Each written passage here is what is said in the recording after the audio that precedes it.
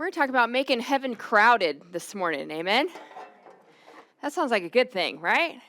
All right. Well, it's good to be back with you after some much needed vacation. It was a lot of fun. New York was crowded, and the Caribbean was crowded, but we're hoping to make heaven even more crowded, and it will be much cleaner than New York was, and hopefully much less stinky. Uh, it was fun to travel with some people that have never traveled before. That was part of the trip we took.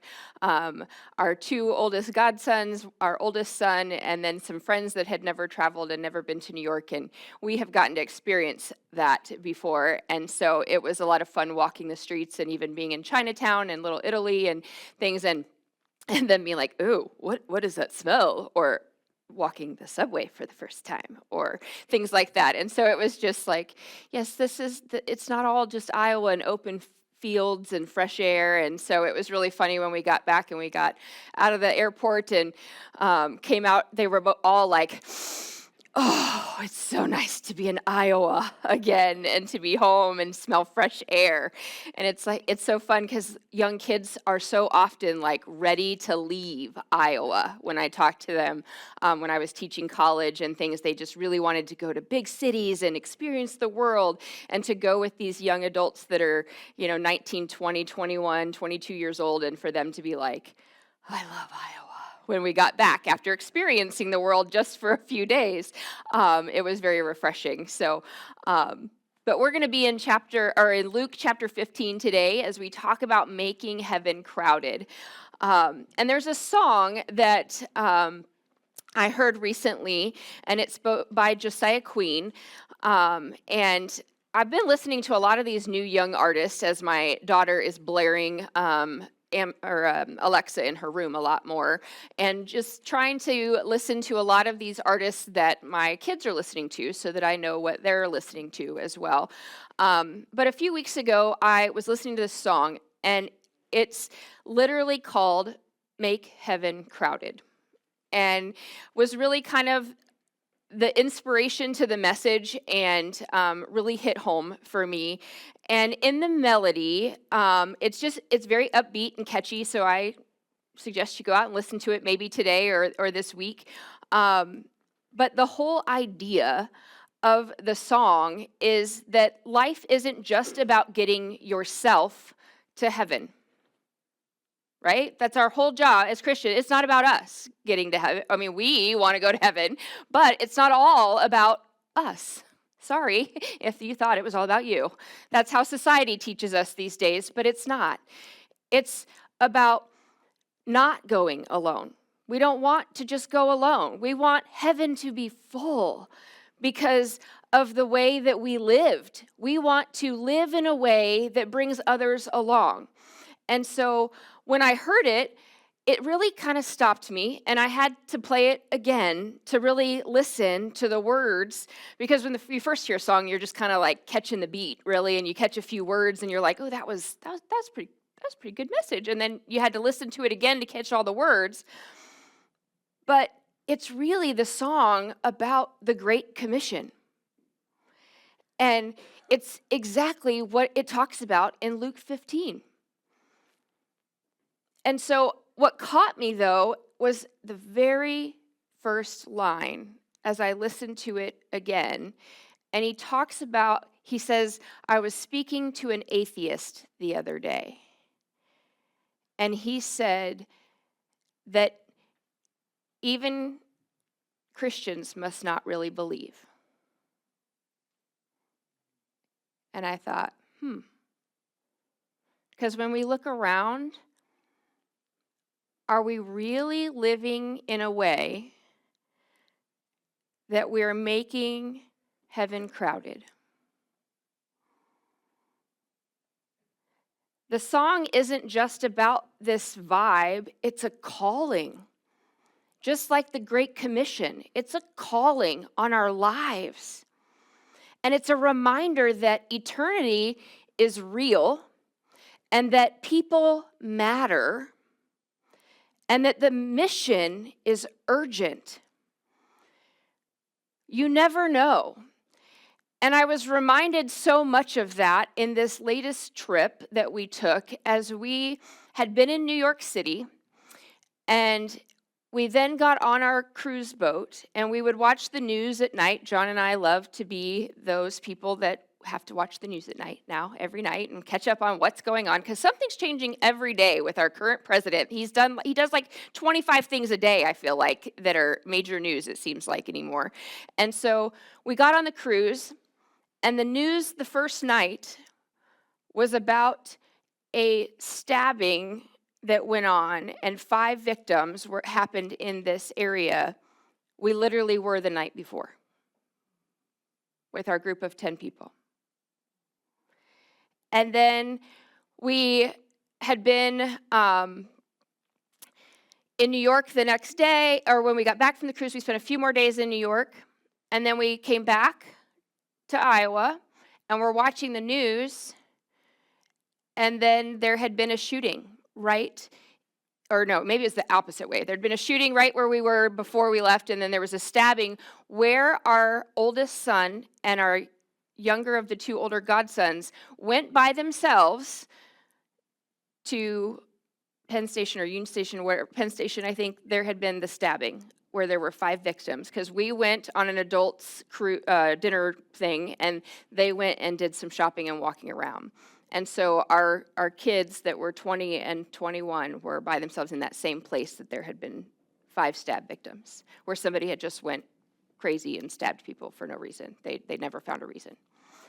But how short life can be. And are we living that way, that this could be our last moment, and God has called us with the Great Commission to go and to be urgent about telling what God's done in our life and how he's made an impact on us and changed us as Christ followers. That's what he's called us to do. And living like we want heaven to be crowded, and that we want all those that we come across to be with us. And even maybe if you don't like the person you're sitting next to and you don't want them in heaven, God does. But I don't know about you, but I at least want all my family there and my friends. And I can think of a few of them that as of right now, they're not believers. And so it needs to be urgent that we are sharing what God's done in our life and in the lives of others that we've seen. And so there's this story of the empty seat. And maybe you've heard this from a pastor before or evangelist, but they talk about in every church, there's an empty seat. Every church around the world, there's an empty seat. Some are empty because someone's sick, or maybe they're on vacation and traveling, or they're maybe at another church with family. But many of the empty seats are because someone has not yet been found. And if you listen closely, not with your ears, but with your spirit, you can almost hear the heartbeat of God pulsing behind every empty seat. There's someone missing. Go find them. Someone belongs in this seat. Go find them. That's the heart of Luke chapter 15. That's the heart of Jesus and the mission of the church. Not just this church or any specific church, but the Big C church that God's Great Commission is leading. That's the call on your life. It's not just the call that God puts on my life to stand up here and lead others. It's not the call that God puts on your music pastors or your music team or your missionaries. It's the call on each of you as Christ followers to go and make heaven crowded. So if we start in Luke chapter 15, in verses 1 through 7, this is where the story talks about God pursuing the one. And it's the story where Jesus begins as a shepherd who is shepherding 100 sheep, and he loses one. And this is a story that many know, and that one goes missing. And in verse 4, it says, "Does he not leave the 99 and go after the one that is lost until he finds it?" He doesn't give up when it's hard. He doesn't give up when people tell him to give up. He doesn't give up when people tell him he's dumb for continuing to pursue that one, or that one is too far lost or too far gone. He goes until he finds it. And then verse 5 says, he joyfully puts it on his shoulders. God doesn't scold the lost and yell at that lost sheep for going off astray and leaving the pack. He picks it up and he carries it home. God isn't passive. He goes after people. He initiated the search. He went after the lost sheep. He actively got up, left the 99, and went after the lost. And then when he finally found them, he picked them up and he carried them back to the flock. Can we say that we're doing that for the lost in our life? That we are actively getting up out of our comfort and going after them and pursuing them where they are, and then picking them up and carrying them back to the church or back home. And verse 7 says, there will be more rejoicing in heaven over one sinner who repents. Heaven's throwing a party. Do we throw a party in the church when the lost come home? I hope so. I hope we are throwing a party when someone comes home and accepts Jesus Christ into their life. But more than that, I hope we're throwing a party when we have new people come to the church. Even before they've accepted Jesus, just for the fact of walking through our doors, that we are welcoming them and that we are loving on them. Or maybe even without coming to church, because sometimes church is scary. We can be scary people. I know. That seems very odd because I think we're very friendly people. But we can be a lot. Sometimes. I know I'm a lot. Just ask my husband. He's very honest. Or my kids. They're even more honest.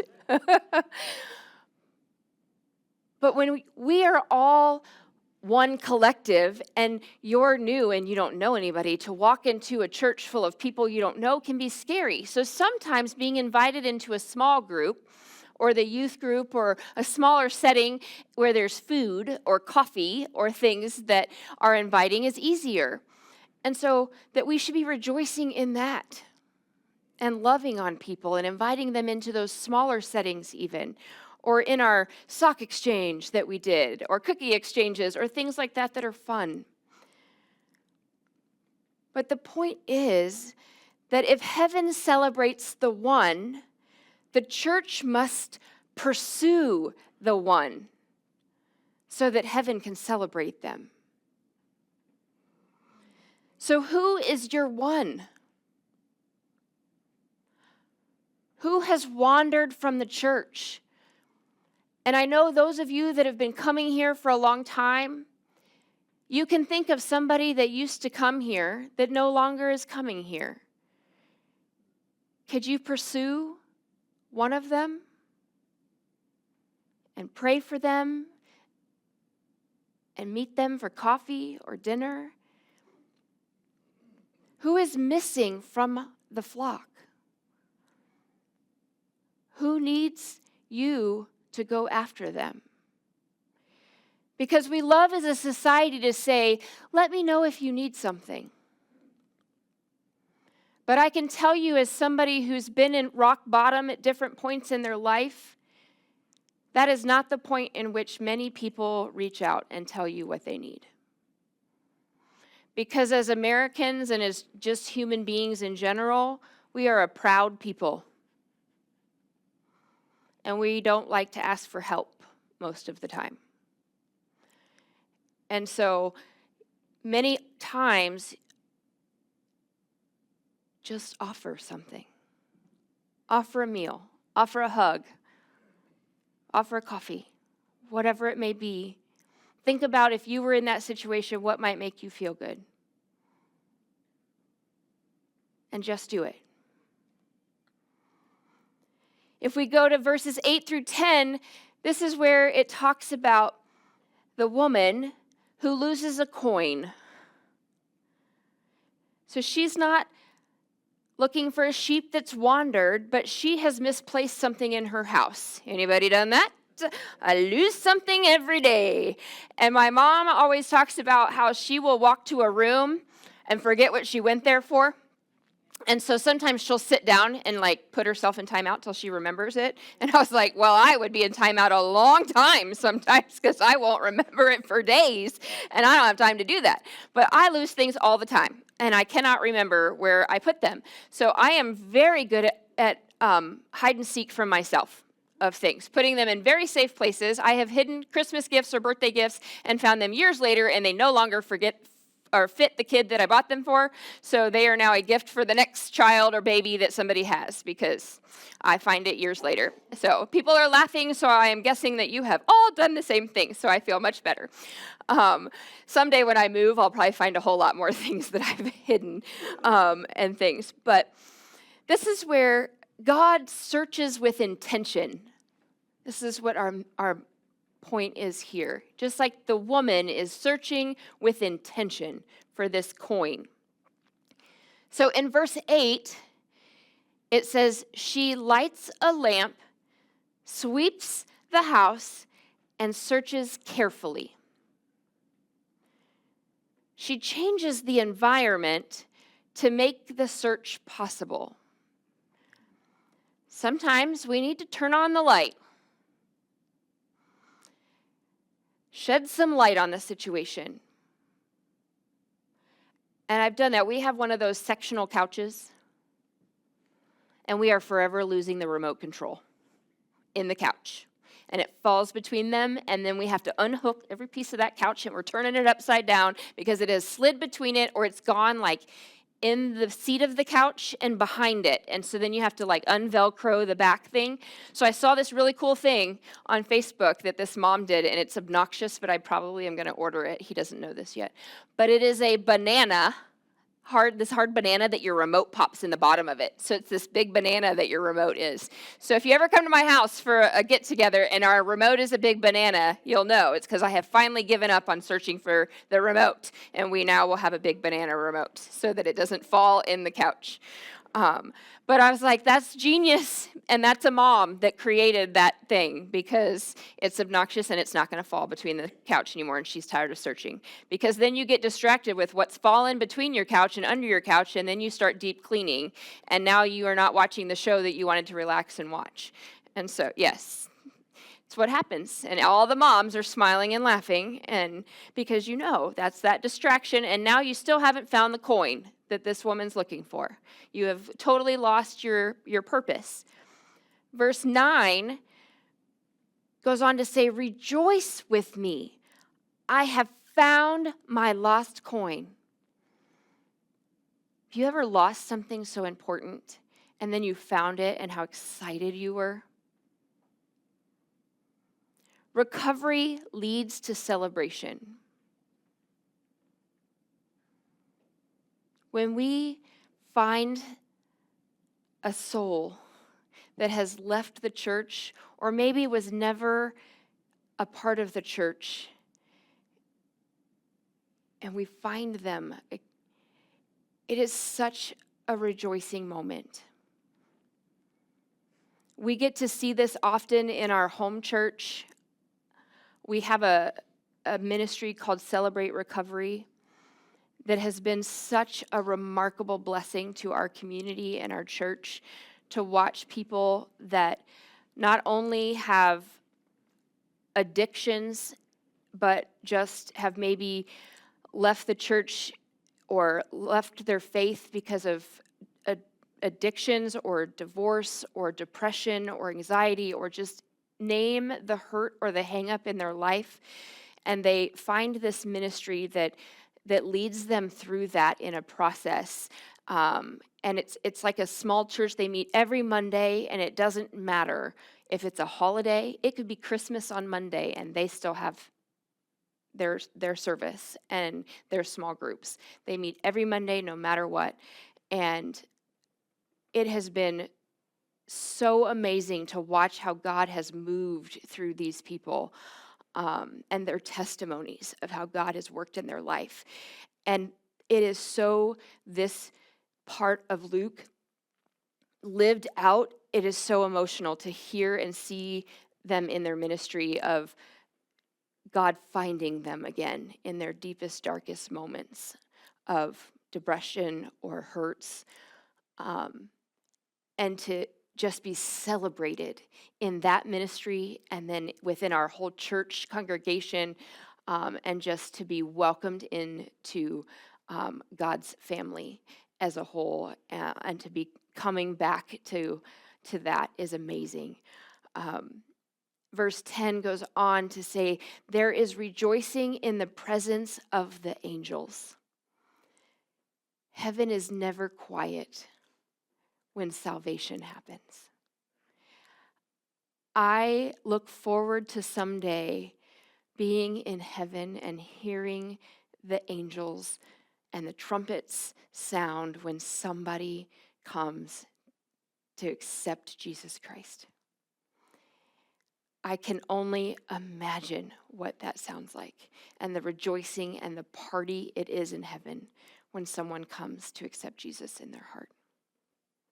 Let alone when those that have lived their life for Jesus are welcomed home through the pearly gates and what that party's like. The point of this section of Luke is that some people aren't lost out there even and outside of this building. Some of them are lost right here in our church homes. I travel all over the state of Iowa and preach in churches, and there are lots of lost people in our churches and in our own families. And a lot of church people that are struggling in their walk, in their journey, in their families. And so who can you think of that is quietly slipping through the cracks that you can chase after and pursue?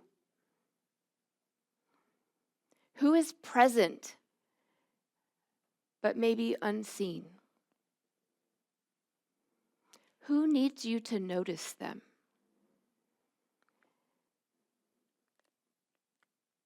Verses 11 through 32 talk about the most famous story, I think, is the prodigal son. Verse 13 says the son sets off for a distant country. And we probably all have somebody in our family lineage that's maybe done this, and that they have left not just geographically, but maybe spiritually.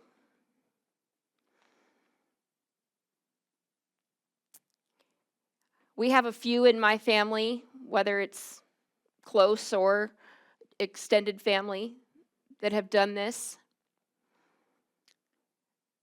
Verse 17 goes on to say, he came to himself. Every salvation story has a turning point.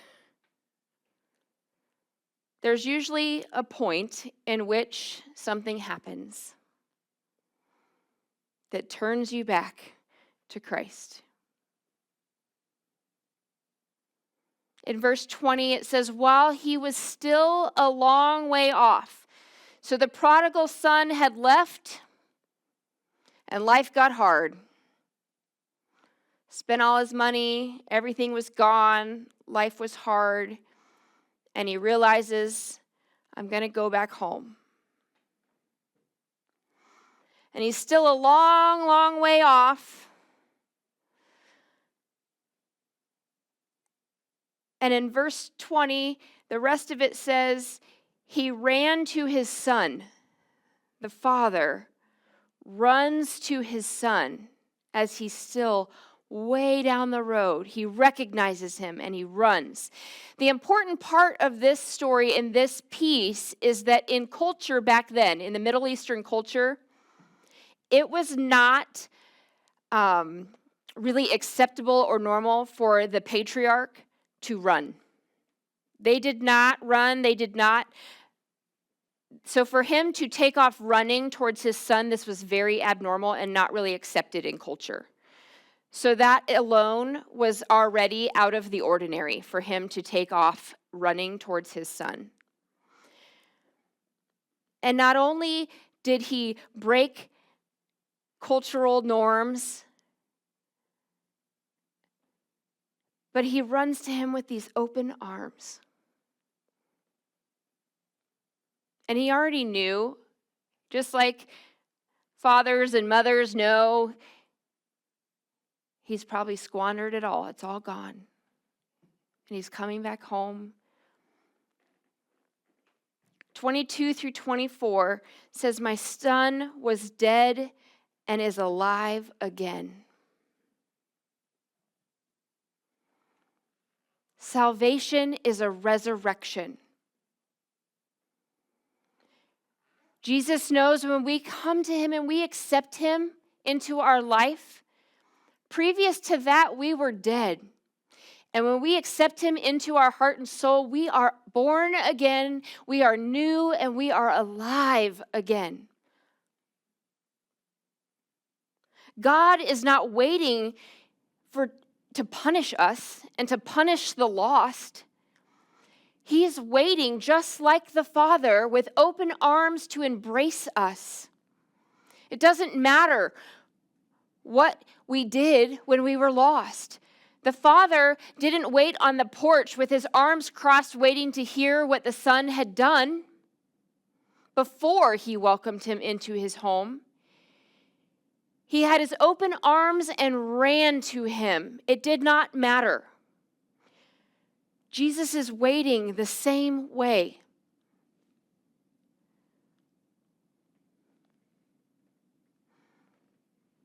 Who needs to know that God is not mad at them?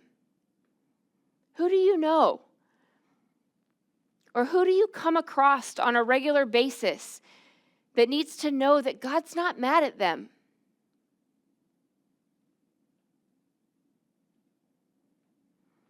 Who needs to hear that the Father is watching the road for them?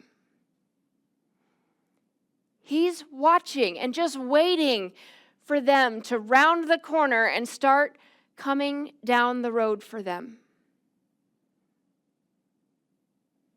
They just need to make the decision to start coming down the road.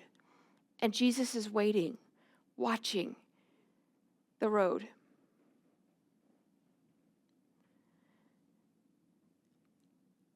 Three main points for today I want you to get. 1, God's heart is for the lost. Heaven rejoices over the one. Jesus came to seek and save the lost. The church only exists for that purpose, for those that are not here yet. If you're here and you believe, great. Church isn't for you. This is for you to continue to come and to hear a message and continue to grow, great. But the church is here for you to go and get the lost and bring them to corporate worship, to meet more people, to have a community, to rise up around them and support them in times when they trip and stumble and fall. This is your community to help you when you have moments that you trip and fall, because you're going to have them, because the devil is sneaky. And he's going to find ways to penetrate your walls and to break you down. And this is your community to help you in those times. But our purpose as the church is to go out and find the lost and bring them to Jesus. The second point of today's message is to find people. Found people find people. You've already been found if you're here today and you love Jesus. Now you need to find people. If you've been rescued, you need to join the rescue mission. You have a story to tell. God did something in your life that made you accept him. God did something in your life. Go tell that story. Because I don't know about you, but what God did in my life when I first accepted Jesus is a mountaintop moment. And I love to tell that story. And there's been more mountaintop stories since then. If you've been carried home, you need to now help carry others. And the third point is we don't stop until heaven's crowded. We do not get to stop on the mission until heaven is crowded. Not until every prodigal son and daughter has heard. Not until every wanderer has been pursued. And not until every empty seat in every church around the world is full. And then we'll buy more chairs. And we'll fill those too.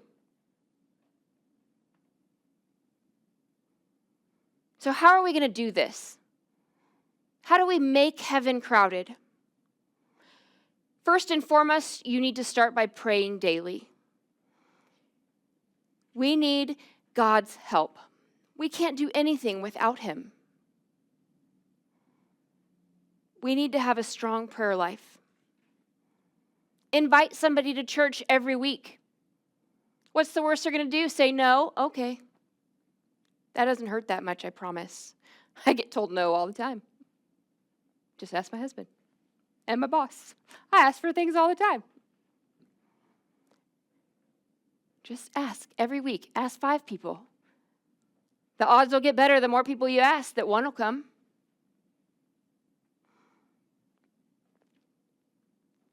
Share your testimony.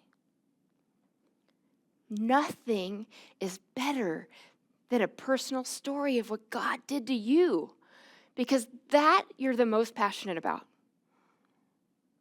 Because that's what God's done in your heart to bring you to him. Serve in a ministry to reach the lost. Get involved. And a lot of churches in the summer, things are kind of crazy and things kind of slow down sometimes, but I know you guys are connected with Love Inc. and some other ministries. Go help them. Go help your local Habitat for Humanity. They're very active here in Des Moines. Get involved with a ministry that helps the lost and the broken. Live with open eyes and open hands. I am constantly praying that I have eyes and hands and a heart like Jesus. Because my hands and my eyes and my heart can sometimes be selfish and think about me and only have blinders on for what I'm focused on. And it's really easy when the busyness of this world and my schedule and my life happen to have blinders on to what I need to do today or the direction I'm going. And so I pray to have eyes like Jesus, to see what's going on around me and to see the moments out of the corner of my eye of that person that just looks like they might need a compliment or a hug. Or just to stop and ask, hey, how's things going today? Is there anything I can do for you? And love people who don't look, act, or believe like you. And that sometimes gets hard in this world today. I just read an article on social media yesterday about a church that put something on their little thing out front of their thing that said something that was contrary to Pride Month. And so on Sunday, there was a protest outside of their church. And their congregation and their pastor had constantly been preaching love and kindness and respect. And it was amazing. There was a news story about it even. And the church congregation showed up. And as people showed up, each of them had brought something to share with the protesters. Bottles of water, donuts, a card, whatever, as they walked in. They shared love and shared breakfast with them, whatever, cups of coffee, whatever, and walked on in the service. They continued to protest because they believed differently than those in the congregation. But they showed love, even to people that totally believed something different than they did inside the congregation.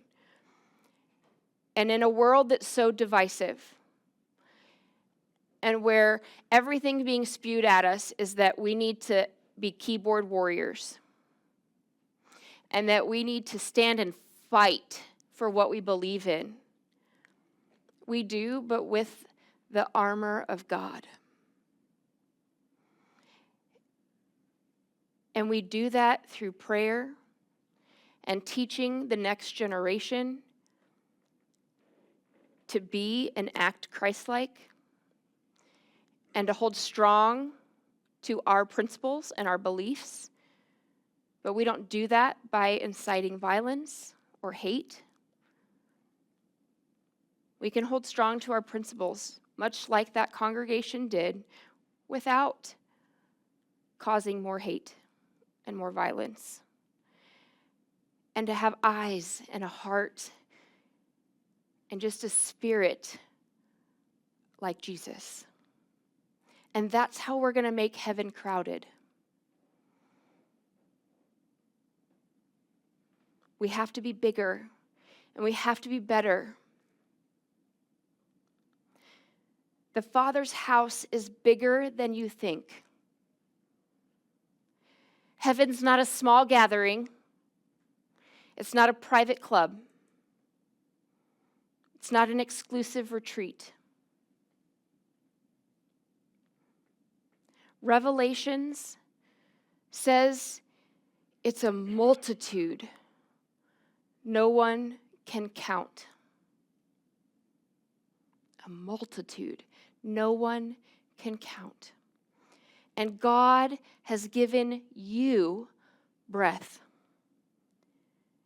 influence, relationships, and time for one reason: to make heaven crowded. So I'm going to end today with a bit of an altar call. Because I believe, as a church, wholeheartedly, we cannot do this on our own. We cannot make heaven crowded on our own. The Great Commission is going to require us to maybe spend a little time on our knees and in prayer And some of you may not be able to come to the altars today, and that's okay. You can pray in your seats. But if you can come to the altars, I would ask that you do that. We have them here because that's part of actively getting up and showing that to God and to others that we are actively praying and asking God into our lives and to help us to do what God is asking of us in our life. And maybe you come to the altars because you need God to help you on this journey. Maybe you are asking God for the first time into your life. Or maybe it's the 10th time that you need him in your life. And you need God to just give you a fresh infilling on this journey. Maybe you need to pray for your one. That one person you're thinking about in your family, in your friend group, at your job, in your circle, in your community, in your neighborhood, wherever it may be, that is lost or has walked away from the church, walked away from their faith. Bring their name to the altar. Bring them to God. Pray for them. Commit to pursue them. Because if God has laid their name on your heart and their name has come to you, God is calling you to pursue them. You to pursue them, to pray for them, to go after them. Ask God to break your heart for what breaks his. He needs you. That's why you're here. And if you are the one that's wandering away from the church, away from him, come. The Father's already running to you. He's already waiting. He's got open arms. And he wants to welcome you. Let's pray.